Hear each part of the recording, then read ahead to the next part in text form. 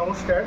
আজ 23শে এপ্রিল বিশ্ব বই দিবস এবং তার সঙ্গে কপিরাইট দিবস। সত্যনাথ বসু ডিএড কলেজের তরফ থেকে ইন্টারনাল কোয়ালিটি অ্যাসিওরেন্স সেল এবং সার্বিকভাবে library sub committee, cultural sub committee এবং এর সঙ্গে যুক্ত আমাদের অডিট এবং অফিসিয়াল যে অ্যাকুইটেন্সি সাব কমিটি কে কেন্দ্র করে আজকের আমাদের এই কনফারেন্স। বইকে কেন্দ্র করে আমরা একটা বার্তা দিতে চাই।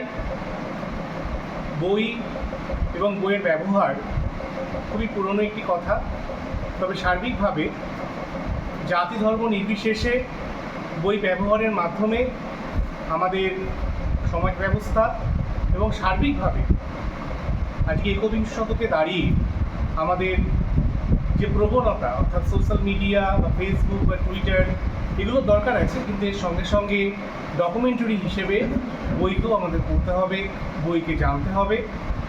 একটা বিষয় অত্যন্ত গুরুত্বপূর্ণ, এই বইকে কেন্দ্র করে বহু তত্ত্ব এবং তাত্ত্বিক ধারণা আমাদের মধ্যে আছে।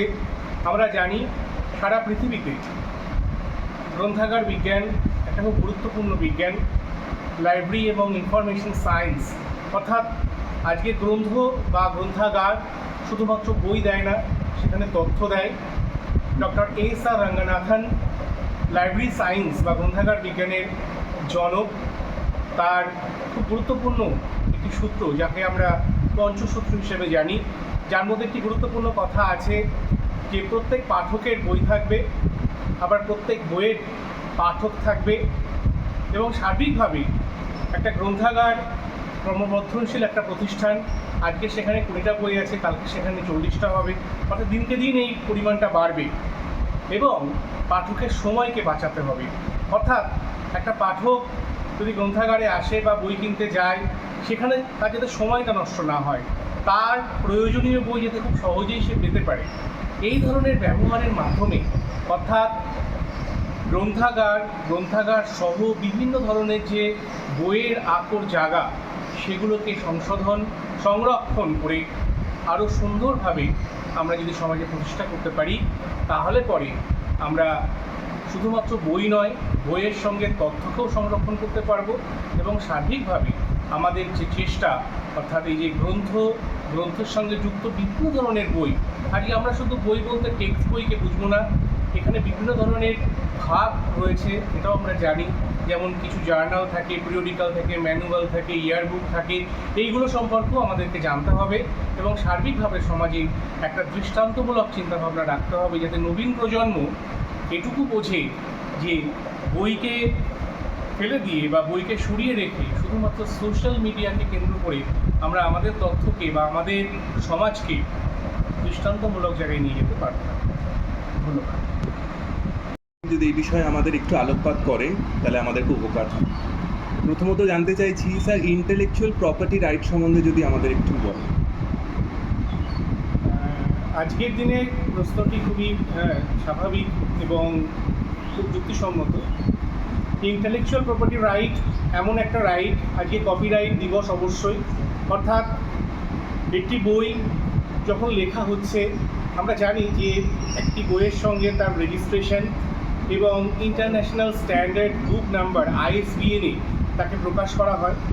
এই প্রকাশের সময় যে গ্রন্থাগারী বা যিনি গ্রন্থ লিখছেন, তার লেখনী সত্তাটাকে সংরক্ষণ করবার জন্য আমাদের এই ইন্টেলেকচুয়াল প্রপার্টি রাইট নামক একটি বিষয়কে অবতারণা করা হয়েছে। এর মাধ্যমে দুটো ব্যাপারকে আমরা সংরক্ষণ করতে পারি। এক, যে লেখাটা হলো সেটা তার মৌলিক লেখা, এই লেখাটা উনি ছাড়া অন্য কেউ ওনার অজান্তে ব্যবহার করতে পারবে না কোনোভাবে, সেটা বাণিজ্যিকভাবে হোক বা অন্য কোনো বিষয়ই হোক, তাকে জানিয়ে করতে হবে।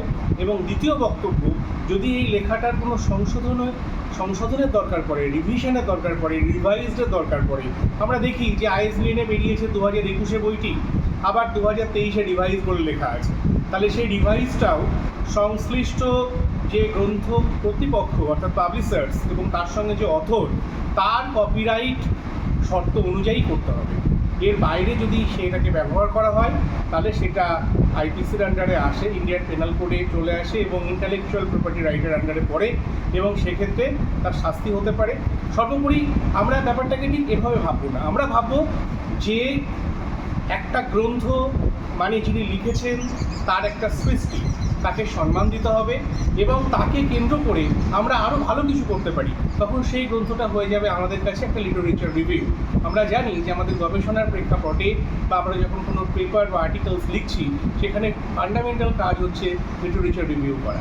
এই লিটারেচার রিভিউটা সঠিক পদ্ধতিতে যাতে করা হয় তার জন্যই কিন্তু ইন্টেলেকচুয়াল প্রপার্টি রাইটসের মতো একটি কমিশন আমাদের সামনে রয়েছে, যা ইন্ডিয়ান কনস্টিটিউশনের বিভিন্ন ধারা দ্বারা এটাকে সংরক্ষিত করা হয়েছে। এটা মেনে চললে আমরা শুধু গ্রন্থকে বাঁচিয়ে রাখতে পারবো তাই নয়, একজন লেখকের স্বাধীন সত্তাকেও আমরা সম্মান জানাতে পারব।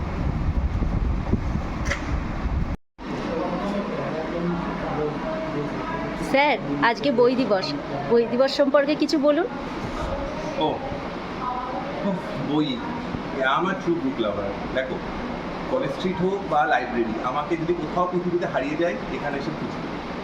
অওয়া কথা থেকে শুরু করে এই ধরো মানুষের মতো মানুষ হওয়া, এই সব কিছুই হয়েছে বইয়ের জন্য।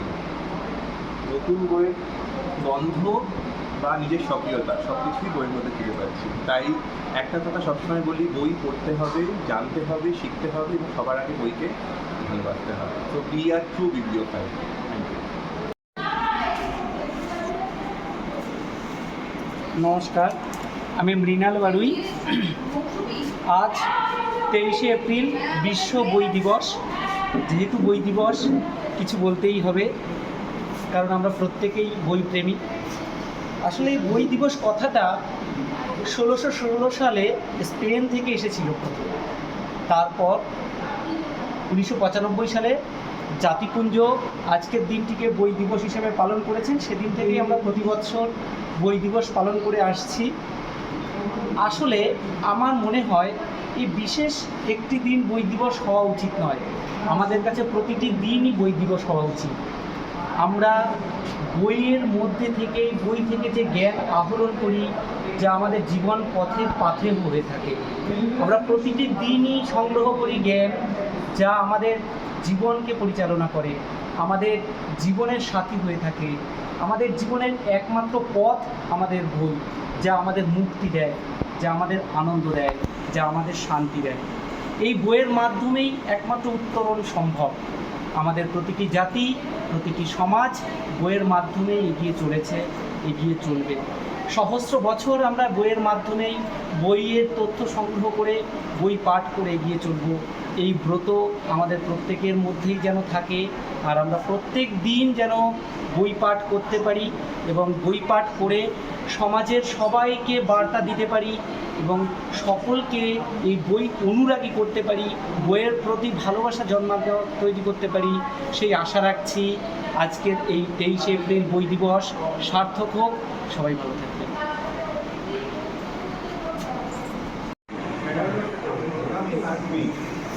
আজ বিশ্ব বই দিবস। সারা বিশ্ব জুড়ে এই দিনটিকে পালন করা হয়। ইউনেস্কো এই দিনটিকে উদযাপন করে বিশ্ব বই দিবস করে। আজ ডিজিটাল যুগে বর্তমানে বই পড়ার অভ্যাস প্রায় বিলুপ্ত হয়ে গেছে। যুব সমাজ বা ছাত্রছাত্রীরা কিন্তু আজ বই পড়ার দিকে বেশি আগ্রহী নয়, কারণ মোবাইল এবং ইন্টারনেটেই তারা কিন্তু সমস্ত তাদের তথ্য পেয়ে যাচ্ছে। তাই পাঠাভ্যাস কিন্তু একদম নেই বললেই চলে, যার ফলে জ্ঞানের পরিধি খুব সীমিত হচ্ছে, ভাষার দক্ষতা তৈরি হচ্ছে। কিন্তু এই বই কিন্তু আমাদের প্রকৃত বন্ধু। এই বইয়ের দ্বারা আমাদের একটা ভালো বই কিন্তু আমাদের দৃষ্টিভঙ্গিকে পরিবর্তন করতে পারে এবং নতুন আলো দেখাতে পারে। তাই আমাদের উচিত প্রত্যেক দিন কিছু না কিছু, কোনো না কোনো বই পাঠ করা। আসলে এই বই আমরা পাঠ করি। নমস্কার, আমি তুহিন চক্রবর্তী। আজকে বিশ্ব বই দিবস। আজকের দিনটাকে ইউনেস্কো আমাদের বিশ্ব বই দিবস হিসেবে রেখেছে। বই হচ্ছে আমাদের সবথেকে কাছের এক বন্ধু।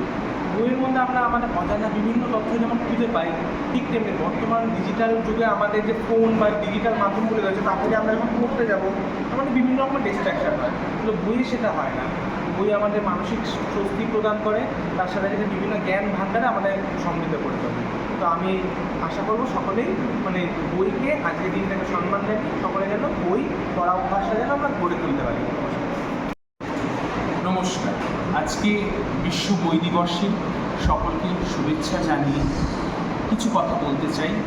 বই তথা যে কোনো কিছু পাঠনের বিষয়, পঠন আমাদের জীবনে খুব গুরুত্বপূর্ণ এই কারণে, পড়লে তবেই আমাদের জ্ঞান বাড়তে পারে। যেমন সেটা বইয়ের ক্ষেত্রে প্রযোজ্য, ঠিক তেমনই সংবাদপত্রের ক্ষেত্রেও সমানভাবে প্রযোজ্য।